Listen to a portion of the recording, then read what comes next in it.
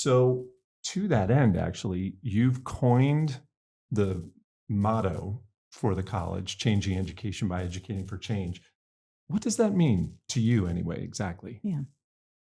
To me, it means that if we take a look at the education system, each and every one of us can see that there are a few issues with the education system, whether it's unequal distribution of resources from different districts or different states, or different outcomes based on the school or the community in which that school is situated for the students that are engaged with that district, or even different college going rates or college graduation rates. All of those things point to the fact that we don't have it right yet, Yeah. and the preparation of future educators, future education workforce, big tent when I say that.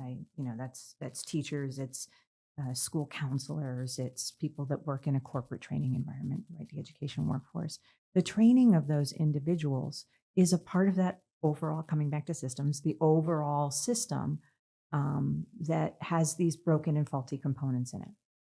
So what we have done here and what the motto changing education by educating for change means is that we've taken some ownership of our role in why the education system isn't functioning as well as it should, Hmm. or at least not functioning as well as it should for every student. Right.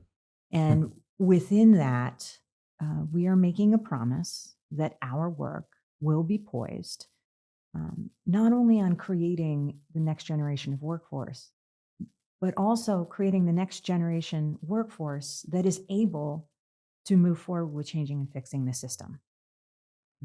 In my lifetime, or in my career, I should say, it hopefully will happen in my lifetime, Yeah. so that my grandkids get to benefit from it someday. Yeah. But over the course of my career, I probably won't see the changes that are necessary to the education system to really come through in that full promise.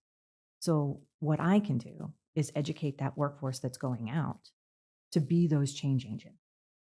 And that's what we've pledged to do in everything. We talk about the hard topics, we talk about the failures, we talk about the successes, yes. But comparing where we're successful and where we're not successful is how we're going to be able to think about what answers and interventions and changes are going to need to be made.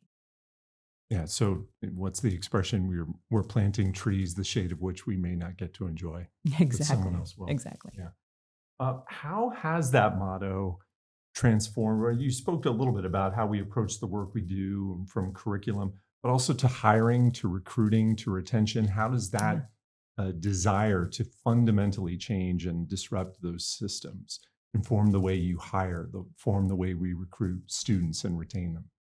Yeah, if you look at the history of higher education and the discipline of education, kind of within that context, we haven't done a lot of changing over time.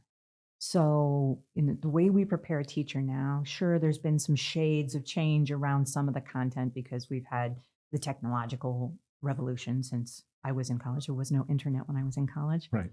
Um, but by and large, the way you prepare a teacher today, the mechanics of it, mirror exactly what it was 20 years ago, 30 years ago, 40 years ago. It hasn't changed much at all. So when we're thinking about the work that we're doing here, what we're trying to do is bring in new perspectives, right? It hasn't changed because we've kept the components of the Mhm. system the same.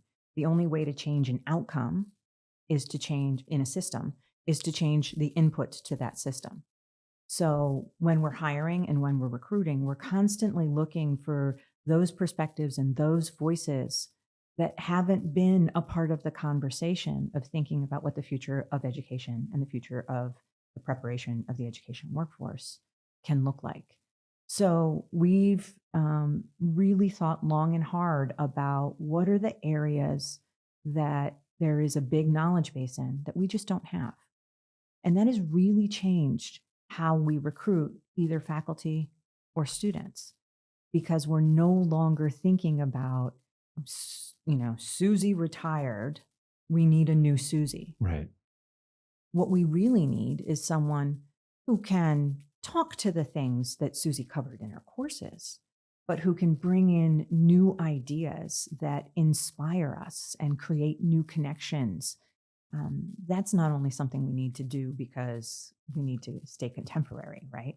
It's also something we need to do to keep the motivation going, because novel ideas and new people coming into the system are one of the things that propel innovation forward. We do the same thing when we're talking about students. Yeah. So if we have the same students coming from the same places with the same experiences and upbringing that we have always had, we're going to get the same outcomes. So we've intentionally looked in different places and worked really hard to make connections to a whole variety of schools in order to bring in people that have different life experiences, have experienced education from a different point of view. Because when they come in and that conversation is brought into our class, there's the opportunity for people to grow outside what they've always known and divine what can be new. So I'm going off script now because I love what you just said. Because so the decision not to do the same things over and over again and expect something to change. So we go out and we recruit and we hire faculty, students. What responsibility then do you, and by extension, what responsibility does the university have to make sure that those faculty, those new students are supported and set up for success here at Penn State? Yeah, that's a really good question. I actually think Penn State does a pretty good job of supporting students and supporting faculty. But we've taken what the university has done, and we've kind of amplified it a bit in this college.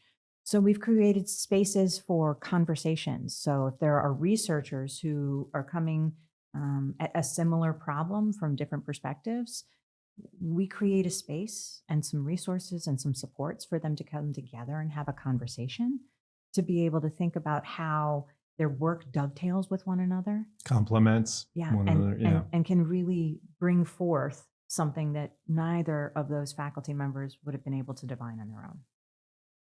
We try to do the same thing with our classes. Mm-hmm. So one of the things we do here in our first year experience courses is we really target building skills and understanding for having conversations around difficult or controversial topics.